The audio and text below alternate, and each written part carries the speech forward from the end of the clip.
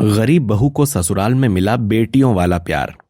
Ragini college से आती है तो देखती है कि उसके मम्मी पापा की लड़ाई हो रही थी और दोनों एक दूसरे को सुनाए जा रहे थे।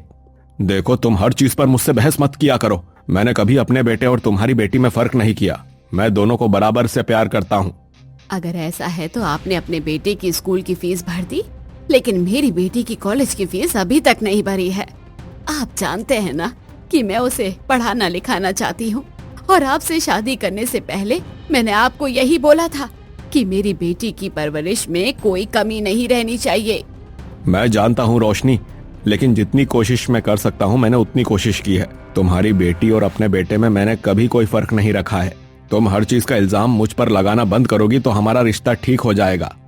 दोनों इसी तरह लड़ाई कर रहे होते हैं कि तभी रागिनी दोनों को चुप करवाती है। बस बस, मैं घर में आई नहीं कि आप दोनों ने लड़ाई करना शुरू कर दिया। आप लोगों को लड़ाई करने की बिल्कुल भी जरूरत नहीं है। मैंने ट्यूशन पढ़ाकर जो पैसे कमाए थे उससे अपने कॉलेज की फीस भर दी है। ये बात सुनकर उसके मम्मी पापा अपनी लड़ाई करना बंद कर देते हैं और रागिनी अपने कमरे में जाकर बहुत रोती है और कहती है, मेरे साथ ही क्यों हुआ? पापा के मरने के बाद मेरी मम्मी ने दूसरी शादी कर ली, और मेरे सौतेले पापा मुझे उतना प्यार नहीं करते जितना प्यार वो अपने सगे बेटे से करते हैं। आखिर मैं सौतेली बेटी हूँ, तो क्या मुझे वो प्यार नहीं मिलना चाहिए? रागिनी बस ये चाहती थी कि दूसरी शादी करके उसकी माँ खुश रहे, लेकिन वो ट्यूशन पढ़ाकर खुद अपनी पढ़ाई का खर्चा उठा रही थी और सभी लोगों का बहुत अच्छे से ध्यान भी रखती थी। कुछ दिन गुजरते हैं और एक दिन रागिनी की सौतेली बहन आयशा अपनी हॉस्टल की छुट्टियों पर आती है और अतुल उसके लिए उसकी सारी फेवरेट खाने की चीज लेकर आता है। और आयशा कहती है, पापा, आप सच में मेरा कितना ध्यान रखते हो। आप मेरी पसंद की सारी खाने की चीजें लेकर आए हो। देखो आयशा, पापा मेरे लिए भी रसमलाई लेकर आए हैं, जबकि उन्हें पता है कि मुझे रसमलाई बहुत पसंद है। दोनों बच्चे ऐसे ही खुश हो रहे थे। वहीं रागिनी अपने मन में सोचती है, आज पापा आयशा और रोहन दोनों की पसंद की खाने की चीजें लेकर आए हैं, लेकिन उन्होंने मुझसे इतना भी नहीं पूछा कि मुझे खाने में क्या अच्छा लगता है। रागिनी खामोश हो जाती है और तभी उसकी माँ उसके लिए खीर बनाकर लेकर आती है और उसे देकर कहती है, लो रागिनी, तुम्हें खीर अच्छी लगती है ना? मैं तुम्हारे लिए खीर लेकर आई हूँ। रागिनी कुछ नहीं कहती और रोशनी की लाई हुई चीज चुपचाप खा लेती है। ऐसे ही कुछ दिन गुजरते हैं और एक दिन अतुल एक पंडित के साथ घर के ड्राइंग रूम में बैठा हुआ था और पंडित कहता है, यजमान, बहुत अच्छे घर का रिश्ता लेकर आया हूँ आज आपकी बेटी के लिए। लड़का करोड़पति है, खुद का काम है, देखने में भी ठीक ठाक है, बस एक कमी है उसमें। क्या कमी है पंडित जी? साफ साफ खुलकर बताइए। लड़के का पहले तलाक हो चुका है। 4 साल की शादी थी लड़के की और एक बेटी है उस लड़के की 2 साल की। अगर आप कहें तो मैं रिश्ते की बात करता हूँ। ये बात सुनकर रोशनी चुप हो जाती है और अतुल कहता है, तो क्या हो गया? वैसे भी रोशनी की भी तो दूसरी शादी थी मेरे साथ, इतना तो चलता है। रोशनी को अब ये सब कुछ सुनकर बुरा लगता है और वो अतुल को जवाब देती है और पंडित जी से जाने को कहती है। पंडित जी, अगर मेरी बेटी के लिए ऐसे ही रिश्ते लेकर आने हैं तो फिर आप यहाँ से जा सकते हैं। मेरी बेटी में कोई कमी नहीं है। ठीक है, आपकी मर्जी रोशनी जी। मैं तो आपकी बेटी की भलाई ही चाहता था, इसीलिए उसके लिए रिश्ता लेकर आया था। बाकी करना न करना आपकी मर्जी है। पंडित जी ये बोलकर चले जाते हैं। वहीं रागिनी भी कॉलेज से आ चुकी थी और छुपकर ये सारी बातें सुन रही थी। उसे बहुत बुरा लगता है कि उसके सौतेले पिता उसके जीवन के बारे में इतने लापरवाह थे। वहीं रोशनी पंडित जी के जाने के बाद अतुल से लड़ाई करती है और कहती है, मुझे एक बात बताओ, क्या तुम आयशा की शादी एक ऐसे लड़के से कर सकते हो जैसा लड़का पंडित जी ने बताया था? तुम ऐसा सोच भी कैसे सकती हो? आयशा मेरी बेटी है, उसकी शादी मैं बहुत अच्छे लड़के से करवाऊंगा और अगर वो किसी को पसंद करती होगी तो उसकी शादी उससे होगी। मैं उसकी शादी किसी भी तलाकशुदा से करवाने की सोच भी नहीं सकता। तो तुम क्यों भूल जाते हो अतुल कि रागिनी मेरी सगी बेटी है? मैं उसे बहुत प्यार करती हूँ। मैंने शादी से पहले ही बोल दिया था कि जब रागिनी इस घर में आएगी तो तुम उसे एक पिता का प्यार दोगे, लेकिन तुमने कभी प्यार से उसके सिर पर हाथ भी नहीं रखा है और ये पूरी तरह से गलत है। अतुल और रोशनी ऐसे ही लड़ाई करते हैं और रागिनी सब कुछ सुनने के बाद में कमरे का दरवाजा बंद कर लेती है, क्योंकि वो इन सब रोज रोज के झगड़ों से बहुत ज्यादा परेशान हो गई थी। उसका कॉलेज भी पूरा हो जाता है और वो नौकरी की तलाश में इधर उधर घूमा करती थी। एक दिन रात के 10 बजे वो घर आती है तो उसकी माँ कहती है, रागिनी बेटा, तुम समय से घर आ जाया करो। तुम ज्यादा देर बाहर रहती हो तो मुझे तुम्हारी चिंता होती है। भले ही तुम्हारे पिता तुम्हारी चिंता ना करते हो, लेकिन तुम्हारी मम्मी तो तुम्हारी फिक्र करती है ना। कम से कम मेरे लिए समय से आ जाया करो। तो आप ही बताओ ना माँ, मैं क्या करूँ? इस घर में रहती हूँ तो मुझे देखकर पापा आपसे और भी ज्यादा लड़ाई करते हैं और मुझे बिल्कुल भी अच्छा नहीं लगता। रागिनी ये बोलकर अपने कमरे में चली जाती है और बिना कुछ खाए दरवाजा बंद करके सो जाती है और अगले दिन फिर से ऑफिस निकल जाती है। ऐसे ही 1 महीना गुजर जाता है और उसके लिए राजीव नाम के लड़के का रिश्ता आता है। राजीव अपने घर का इकलौता बेटा था और मिडिल क्लास फैमिली से था। न ही वे लोग ज्यादा अमीर थे और न ही ज्यादा गरीब। रागिनी को भी राजीव पसंद आता है और वो राजीव से शादी की हाँ कर देती है और दोनों की शादी हो जाती है। आज रागिनी की पहली रसोई की रस्म थी। वो रसोई में जाती है तो कहती है, आप सब लोगों के लिए जल्दी से कुछ अच्छा सा खाना बना कर रख देती हूँ ताकि उन्हें पता चले कि मुझे बहुत अच्छा खाना बनाना आता है। रागिनी बोलकर रसोई के बर्तनों के ढक्कन हटाकर देखती है तो सारा खाना पहले से ही तैयार होता है। ये देखकर रागिनी बहुत ज्यादा हैरान हो जाती है कि तभी उसकी सास उमा रसोई में आती है और कहती है, रागिनी बहू, ये क्या, तू तो सुबह सुबह रसोई में आ गई। मुझे तो ऐसा लगा कि आजकल की बहुओं को उठने में देर लगती होगी, इसलिए मैंने पहले से ही सारा खाना बनाकर तैयार कर दिया ताकि सभी रिश्तेदारों को लगे कि खाना तूने बनाया है। मैं कभी भी ऐसा नहीं करूंगी। मैं आप सब लोगों का बहुत अच्छे से ध्यान रखूंगी और कल से आप जल्दी उठकर खाना मत बनाइएगा। मुझे राजीव जी ने रात को बताया था कि आपकी तबीयत खराब रहती है। मैं पूरा घर अच्छे से संभाल लूंगी। तभी रसोई में रागिनी की ननंद चंचल आती है और कहती है, अरे क्या भाभी, आप नई नई आई हो और अभी से मेरी मम्मी को अपनी तरफ करने की कोशिश कर रही हो। आप पूरा घर अकेले क्यों संभालोगी? आपकी अभी छोटी बहन भी तो है। रागिनी ये बात सुनती है तो हैरान रह जाती है, क्योंकि आज तक आयशा ने भी कभी रागिनी को अपनी छोटी बहन कहकर नहीं पुकारा था। और रागिनी भावुक होकर कहती है, तुम भी तो मेरी छोटी बहन जैसी हो। हम दोनों मिलकर पूरे घर का ख्याल अच्छे से रखेंगे और माँ जी को बिल्कुल भी तकलीफ नहीं होने देंगे। भाभी, आप एक काम करो, ये साड़ी तो आपने बहुत अच्छी पहनी है, बस थोड़ा सा मेकअप कम है। बाहर इतने सारे रिश्तेदार आए हुए हैं। मैं चाहती हूँ कि वो मेरी इकलौती भाभी को देखकर जल बुनकर राख हो जाए। आप जाओ और जाकर अच्छे से और मेकअप करके आओ। तब तक मैं ये खाना गरम करके सब लोगों के लिए परोस देती हूँ। रागिनी ये बात सुनकर हैरान हो जाती है। उसने कभी नहीं सोचा था कि एकदम से उसकी किस्मत इतनी ज्यादा बदल जाएगी और उसे सब लोगों का इतना प्यार मिलेगा। अब वो अपने कमरे में जाती है और फिर से अच्छे से तैयार होकर आ जाती है। थोड़ी ही देर में सब लोग नाश्ता करते हैं और पहली रसोई का शगुन उसे देते हैं। रागिनी वो सारा शगुन लेकर अपनी सास को देते हुए कहती है, माँ जी, आज सारे रिश्तेदारों ने जाते हुए मुझे पहली रसोई का शगुन दिया है और मुंह दिखाई का भी। ये सब आप रख लीजिए। ऐसे कैसे रागिनी बहू, ये सारे शगुन तो तुम्हारे नाम के हैं, तो फिर मैं ऐसे कैसे रख सकती हूँ? इस पर तुम्हारा हक है, इसे तुम ही रखो। रागिनी चुप हो जाती है। उसे समझ में नहीं आ रहा था कि ये सब कुछ क्या हो रहा है, लेकिन शादी से पहले उसकी माँ ने उसे बताया था कि सासें इतनी अच्छी नहीं होती। लेकिन रागिनी को यकीन नहीं हो रहा था कि उसकी सास इतनी अच्छी है। एक दिन दोपहर के समय जब रागिनी धूप में छत पर जाने के बारे में सोचती है तो छत पर जाते ही वो देखती है कि उसके ससुर किशोर छत पर अपने कपड़े धो रहे थे। ये देखकर रागिनी हैरान हो जाती है और अपने ससुर से कहती है, ये आप क्या कर रहे हैं ससुर जी? आप मुझे बता देते, अगर आपके कपड़े गंदे थे तो आपको अपने कपड़े खुद धोने की क्या जरूरत थी? बहू, मैंने आज तक अपने कपड़े अपनी बेटी से भी नहीं धुलवाए हैं, तो फिर मैं तुझे कपड़े धोने का कैसे कह सकता हूँ? तू भी तो मेरी बेटी जैसी ही है। पर पिताजी, आजकल बहुत ठंड है, आप इस तरह कपड़े धोएंगे तो आपकी तबीयत खराब हो जाएगी। आप हट जाइए, मैं आपके कपड़े साफ कर देती हूँ। नहीं रागिनी बेटा, तू अभी घर में नई नई आई है, अभी तो तेरे हाथों की मेहंदी का रंग भी नहीं गया है, इसीलिए तुझे आराम करना चाहिए। तू मेरी चिंता बिल्कुल भी मत कर। रागिनी हैरान रह जाती है। उसके बाद थोड़ी देर छत पर बैठकर वो फिर से नीचे आ जाती है और सभी लोगों के लिए उनकी पसंद का खाना बनाती है। सब लोग भी खाना खाकर बहुत ज्यादा खुश होते हैं। अब वो जैसे ही बर्तन मांजने के लिए रसोई में जाती है तो देखती है कि राजीव बर्तन साफ कर रहा था और वो कहती है, राजीव जी, आप ये सब क्या कर रहे हैं? आप बर्तन साफ कर रहे हैं। अगर किसी ने देख लिया तो क्या बोलेगा कि आप आते ही जोरों के गुलाम बन गए और मैं आपसे बर्तन साफ करवा रही हूँ। तुम कितना सोचती हो रागिनी, ऐसा कुछ भी नहीं होने वाला है। शादी से पहले भी मैं ऐसे ही रात को खुद बर्तन साफ किया करता था ताकि माँ और मेरी बहन की मदद हो जाए।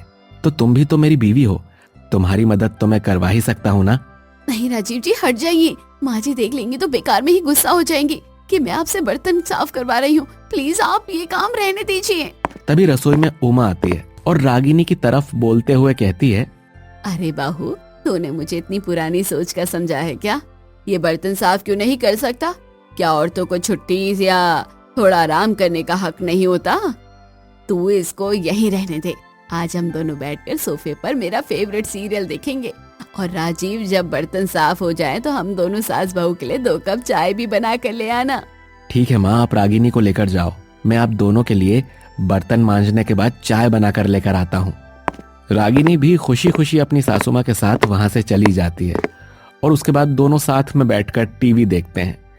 थोड़ी देर में रागिनी का ससुर भी आ जाता है और रागिनी अपने मन से उठकर जाने लगती है और उसके ससुर कहते हैं, क्या बात है रागिनी बहू, तुम यहाँ से उठकर क्यों जा रही हो? मुझसे डर लगता है क्या तुम्हें?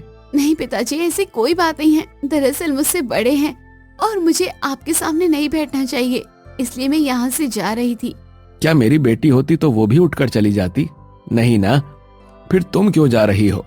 हम सब एक परिवार हैं और हमें एक दूसरे के साथ रहना चाहिए, एक दूसरे से डरकर नहीं रहना चाहिए। रागिनी ये बात सुनकर बहुत खुश हो जाती है और उसे अच्छा लगता है कि उसे इतना प्यार करने वाला ससुराल मिला है। ऐसे ही कुछ दिनों बाद राजीव और किशोर एक दिन रात के समय खाना खाने के बाद वॉक पर जाने वाले होते हैं और किशोर कहते हैं, मैं वॉक पर जा रहा हूँ, अगर किसी को कुछ खाने के लिए मंगवाना हो तो बता दो। चंचल, मैं तुम्हारे लिए फालूदा आइसक्रीम लेकर आऊंगा और उमा, तुम्हारे लिए मैं गुलाब जामुन लेकर आऊंगा। रागिनी चुपचाप ये सारी बातें सुन रही थी कि कैसे उसके पिता भी सभी लोगों से ऐसे ही उनकी पसंद का खाना पूछा करते थे। रागिनी बहू, तुम्हें क्या पसंद है खाने में, तुम बताओ, मैं तुम्हारे लिए वो खाने को लेकर आऊंगा। किशोर ने सिर्फ इतना ही बोला था और ये सुनते ही रागिनी की आंखें भर आती हैं, क्योंकि उसने कभी नहीं सोचा था कि कोई उसकी पसंद के बारे में भी सोचेगा। ये वैसे तो छोटी बात थी, लेकिन रागिनी के लिए बहुत बड़ी बात थी। रागिनी ने बड़े प्यार से कहा, पिताजी, आपका जो दिल करे ले आना। आपने जो बोला है उसे सुनकर ही मेरी आत्मा तृप्त हो गई है और मन खुश हो गया है। रागिनी के ससुराल वाले समझ ही नहीं पाते कि रागिनी ने ऐसा क्यों बोला था। राजीव ने बाद में अपनी माँ को घर की पिछली बातों के बारे में बताया, खासकर ये कि कैसे रागिनी को कभी भी पिता का प्यार नहीं मिला और न ही उसकी पसंद पूछी गई। ये सुनकर उमा की आंखों में भी आंसू आ गए और उन्होंने तय किया कि वो रागिनी को कभी भी उन पुरानी कड़वी यादों को महसूस नहीं होने देंगे। ऐसे ही एक दिन रागिनी की बहुत ज्यादा तबीयत खराब थी और तभी चंचल उसके लिए चाय नाश्ता कमरे में ही लेकर आती है और कहती है, भाभी, आपकी तबीयत बहुत ज्यादा खराब थी ना, इसलिए मैं आपके कमरे में ही आपका नाश्ता लेकर आ गई हूँ। और आप बिल्कुल भी फिक्र मत कीजिए, मैंने सारे घर का काम कर दिया है। चंचल, कोई बात नहीं, मुझे बस थोड़ा सा बुखार ही तो था, थोड़ी देर में दवाई लेती तो ठीक हो जाता। ऐसे कैसे भाभी? अगर हमारी तबीयत खराब होती है तो क्या आप हमारा ध्यान नहीं रखती? और वैसे भी जब आप ठीक होती हैं तो सारा घर का काम आप ही करती हैं और सब लोगों का ध्यान भी रखती हैं। मैं कॉलेज जाती हूँ तो आप पूरे घर को अच्छे से संभाल लेती हैं। तभी कमरे के अंदर उमा गर्म तेल लेकर आती है और उसके बाद अपनी बहू से कहती है, रागिनी बहू, लगता है कि तुझे ठंड लग गई है। कल परसों तूने बहुत सारे कपड़े धोए थे। देख, मैं तेल गरम करके लेकर आ रही हूँ और मैं इस तेल से तेरी मालिश कर देती हूँ। थोड़ी देर में तुझे आराम मिल जाएगा। उमा रागिनी के पैरों को हाथ लगाने लगती है और रागिनी उसे रोकते हुए कहती है, माँ जी, ये क्या कह रही हैं? आप मुझे पाप का भागी क्यों बना रही हैं? आप बहुत बड़ी है, आप मेरे पैर दबाएंगी तो मुझे पाप लगेगा, ऐसा मत कीजिए। रागिनी बहू, एक माँ अपने बच्चों के पैरों को हाथ लगाए तो उसे कभी पाप नहीं लगता है, बल्कि वो स्वर्ग की सीढ़ियों पर चढ़ती है। इसलिए इतना मत सोच और मुझे अपनी सेवा करने दे। वैसे भी तू बीमार है, जब मैं बूढ़ी हो जाऊंगी तब तू भी मेरी सेवा करना। चंचल तो आज है, कल वो शादी करके भी चली जाएगी। अरे, मेरी शादी की बात कहाँ बीच में आ गई? मैं तो 50 साल होने तक शादी नहीं करूंगी। हाँ, बोल देती हूँ। सभी लोग ऐसे ही हंसी मजाक करने लगते हैं। रागिनी को ये सब कुछ देखकर बहुत अच्छा लगता है और वो अपने मन में सोचती है, अच्छा हुआ मैंने राजीव जी से शादी करने के लिए हाँ बोल दिया था। ये कितने अच्छे हैं और मेरा कितने अच्छे से ध्यान रखते हैं। इनका परिवार भी मुझे अपना परिवार ही मानता है। तभी वहाँ पर किशोर आते हैं जो साथ में डॉक्टर को लेकर आए हुए थे और डॉक्टर को देखकर रागिनी हैरान हो जाती है और कहती है, पिताजी आप डॉक्टर को क्यों लेकर आए हैं? मुझे बस थोड़ा सा ही तो बुखार था, दवाई लेती तो ठीक हो जाती। ऐसे कैसे मेरी बच्ची, बुखार की वजह से तुझे कितनी ज्यादा परेशानी हो रही थी। हम तुझे कोई भी दवाई कैसे दे सकते हैं डॉक्टर से बिना पूछे, इसीलिए मैं डॉक्टर साहब को लेकर ही आया था। ये तेरी अच्छे से जांच कर देंगे तो सब कुछ ठीक हो जाएगा और हमारे दिल को भी तसल्ली हो जाएगी। इसी बीच उमा और किशोर ने रागिनी के नाम से बैंक में एक छोटा निवेश भी कर दिया ताकि उसे कभी भी फ्यूचर में आर्थिक तंगी न झेलनी पड़े। उन्होंने तय किया कि ये बात उसे वो सही समय आने पर बताएंगे जब उनका प्यार पूरी तरह से रागिनी के दिल में बस जाए। इसके बाद डॉक्टर अब रागिनी का अच्छे से चेकअप करते हैं। घबराने की कोई बात नहीं है, मैंने दवाई दे दी है, ये जल्दी ठीक हो जाएंगी। इतना बोलकर डॉक्टर अब उसे दवाई देकर वहां से चले जाते हैं। समय गुजरता है और कुछ दिन दवाई लेने के बाद रागिनी का बुखार पूरी तरह से उतर जाता है और तब तक उसका पूरा परिवार उसका बहुत अच्छे से ख्याल रखता है और उससे घर का कोई भी काम नहीं करवाया जाता। रागिनी भी अब अपने परिवार में बहुत ज्यादा खुश थी। कुछ दिनों बाद रागिनी अपने पिता राजीव के साथ अपने मायके जाती है तो अतुल उसे देखता है तो उससे ज्यादा बातें नहीं करता। वहीं रोशनी अपने दामाद की खातिरदारी कर रही होती है और रागिनी रोशनी से कमरे में अकेले में कहती है, माँ आज मैं यहाँ आपसे आखिरी बार मिलने आई हूँ। आपने मेरी खातिर हमेशा अपने पति से लड़ाई की और बार बार उन्हें मेरा एक अच्छा पिता बनने के लिए प्रेरित किया, लेकिन हम किसी को जबरदस्ती किसी की तरफ आकर्षित नहीं कर सकते। किसी की इज्जत करना या प्यार करना सिखा नहीं सकते। ना ही वो कभी मेरे पिता बन पाए और ना ही मैं उनकी बेटी। तू क्या कहना चाहती है रागिनी बेटा, और इस तरह की बातें क्यों कर रही है?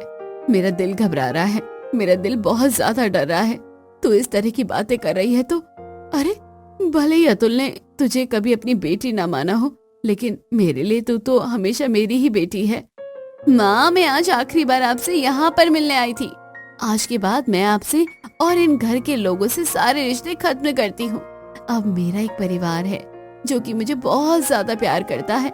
मैंने कभी नहीं सोचा था कि मुझे अपने मायके से ज्यादा ससुराल में प्यार मिलेगा और मैं अपने ससुराल में बहुत खुश हूँ। आप भी अपने परिवार के साथ खुश रहिए। शायद मैं कभी इस परिवार का हिस्सा थी ही नहीं, लेकिन बेटा अब नहीं माँ, अब नहीं। रोशनी ये बात सुनने के बाद में फूट फूट कर रो पड़ती है क्योंकि ये बात सच थी। अतुल कभी भी उसे बेटी नहीं मानता था, जिस वजह से अतुल और रोशनी में अक्सर ही लड़ाई हुआ करती थी। मुझे माफ कर दे मेरी बच्ची। मैंने अपनी जिंदगी तो अतुल से शादी करके ठीक कर ली, लेकिन मैं तेरे लिए कभी कुछ नहीं कर पाई। उसने कभी भी तुझे अपनी बेटी की तरह नहीं देखा, हमेशा एक बोझ समझा। मुझे माफ कर दे बेटा। मुझे इस बात की बहुत खुशी है कि तू ससुराल में बहुत ज्यादा खुश है। हमेशा ही ऐसे खुश रहना और हमेशा अपनी माँ को दिल में याद रखना। माँ भले ही मेरा परिवार आप ना हो अब, लेकिन आपने मुझे जन्म दिया और आप मेरी माँ हैं। आप हमेशा मेरी माँ रहेंगी। अगर कभी भी जीवन में आपको मेरी जरूरत हो तो फिर आप मुझसे मिलने आ सकती हैं। रागिनी ये बोलती है और उसके बाद राजीव के साथ अपने मायके से वापस ससुराल में आ जाती है, जिसके बाद उसे अपने ससुराल में इतना ज्यादा प्यार और परवाह मिलती है कि वो अपने मायके और मायके की पुरानी यादों को पूरी तरह से भूल जाती है और अपने ससुराल वालों के साथ खुशी खुशी अपना जीवन जीने लगती है। राजीव और रागिनी अब एक दूसरे से और भी ज्यादा प्यार करते थे और रागिनी अपने ससुराल के हर सदस्य के लिए जान छिड़कती थी, क्योंकि उन्हें प्यार और सम्मान देना रागिनी की परवरिश का हिस्सा था। वो अब न केवल बहू थी बल्कि उस घर की प्यारी बेटी थी, जिसे कभी पिता के प्यार की कमी महसूस नहीं हुई।